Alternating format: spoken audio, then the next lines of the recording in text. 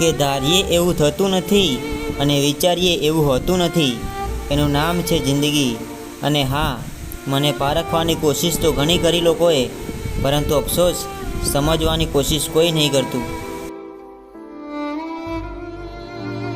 સાહેબ, હું દુનિયામાં એક એવો માણસ છું ને કે જો કોઈ સંબંધ નિભાવી જાય ને તો જીવ પણ આપી દઉં, અને જો એકવાર એમના પરથી મન ઉઠી જાય ને તો ઓળખવાથી પણ ઇનકાર કરી દઈશ. એકલા હતા અને એકલા જ રહીશું. હવે કોઈની ઉમ્મીદ પણ નથી અને હવે કોઈની જરૂર પણ નથી.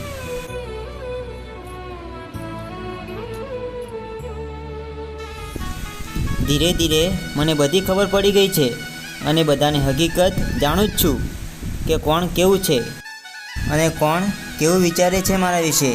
કેમ કે હું શાંત જરૂર છું પણ આંધળો નહીં.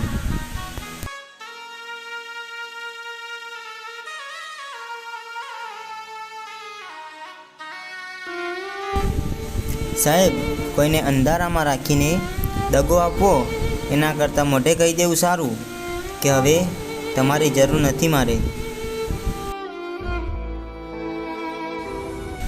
જ્યારે ચોપડીમાંથી શીખવાનું હતું ને ત્યારે ઊંઘ આવતી હતી, અને હવે જ્યારે જીવન શીખવાડી રહ્યું છે ને તો ઊંઘ પણ નથી આવતી. સાહેબ, આ દુનિયામાં સંબંધો તોડવો તો ન જ જોઈએ, પણ જ્યાં કદર ના હોય ત્યાં નિભાવવો પણ ના જોઈએ.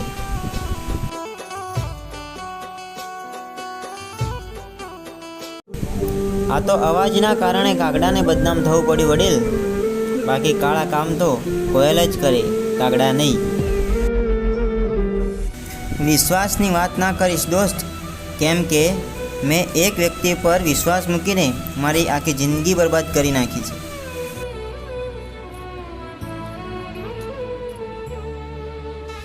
કેટલી અજીબ દુનિયા છે નહીં?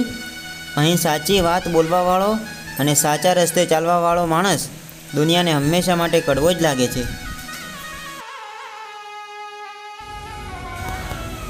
કોઈના વગર કંઈ અટકતું નથી વડીલ, મારા વગર પણ નહીં. અને હા, તમે આ બધું વહેલું સમજી જશો ને તો જિંદગી જીવવાની મજા કંઈક અલગ આવશે. સાહેબ, દરિયામાં ગમે એટલો ગોળ નાખો ને તો પણ એ ગળે ના થાય. એવું જ કામ માણસનું પણ છે. તમે ગમે એટલા સાચવીને રાખશો ને તો પણ એ તમારા તો નહીં જ થાય.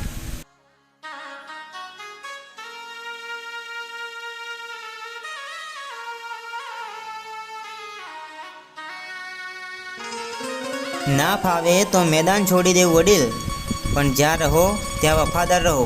ડબલ ઢોલકીમાં આ દુનિયામાં કોઈ આગળ આવ્યું નથી, એટલા માટે હવે વહેલા સમજી લો. જો સમજાવવાથી બધા સમજી જતા હોત ને તો આ વાંસળી વગાડવાવાળો કાનો ક્યારે મહાભારત ના થવા દેત. આ દુનિયામાં ઘમંડ એને જ હોય જેને વગર મહેનતે બધું મળી ગયું હોય. બાકી પોતાના પગ ઉપર ઊભા થયેલા માણસને પગરખાની પણ કદર હોય છે સાહેબ.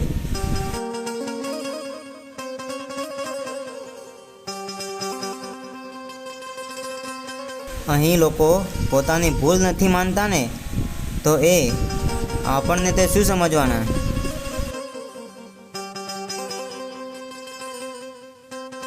કોઈએ મને પૂછ્યું, આ દુનિયામાં તમારું કોણ? મેં પણ હસીને કહ્યું, જો સમય સારો હોય ને તો બધા આપણા છે, બાકી કોઈ નહીં.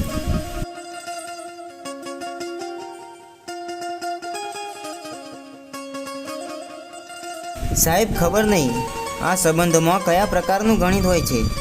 કોઈના માટે તમે ગમે એટલું કરો ને તો પણ છેલ્લે સરવાળો તો શૂન્ય જ ગણાય છે.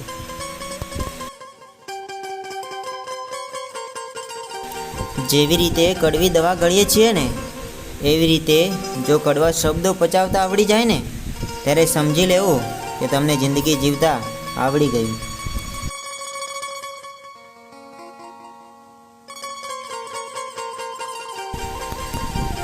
જે વ્યક્તિ સાચો હોય છે ને સાહેબ, એમની પાસે કોઈ સબૂત કે કોઈ સાક્ષી નથી હોતી, પણ એમનો કેસ પોતે કુદરત લડે છે.